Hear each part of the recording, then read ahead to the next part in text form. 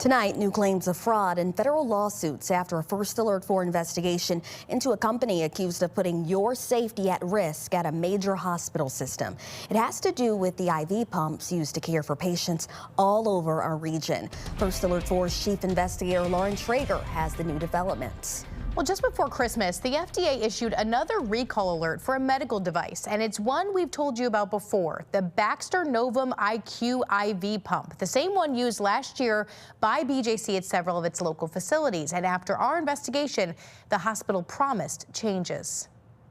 Patients should not be being treated with these pumps. These pumps are not safe. In April last year, a whistleblower exposed to First Alert 4 investigates issues with new IV pumps in use at some BJC facilities, claiming the pumps had been malfunctioning. Issues, they say, like blood backing up into the tubing, the pump appearing to work but actually administering too much or too little medication, and in rare instances, the pump acting like a vacuum, sucking an entire bag of medication into a patient at rapid speed. Is that a major problem?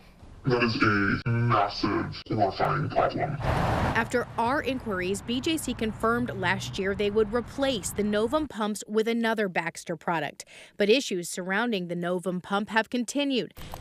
The company to date informing the FDA of 24 injuries associated with the pumps and 3 possible deaths. And now 3 investor-related lawsuits have been filed against Baxter International, in part citing First Alert 4 investigates, specifically claiming the company, quote, failed to disclose to investors that the Novum LVP suffered from systemic defects that caused widespread malfunctions, which expose patients to risk of serious bodily injury and or death.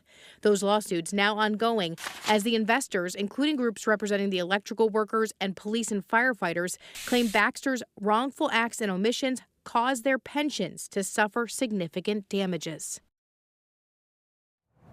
Now, that FDA database listing pump malfunctions does not say where those 3 deaths occurred. BJC had told us back in April there were no deaths at their facilities associated with the pumps. A spokesperson told us today, quote, BJC Healthcare is no longer using Novum large volume pumps. That transition was completed at the end of August 2025. We did reach out to Baxter International for comment, but we have not yet heard back. I'm Lauren Traeger, First Alert 4 Investigates.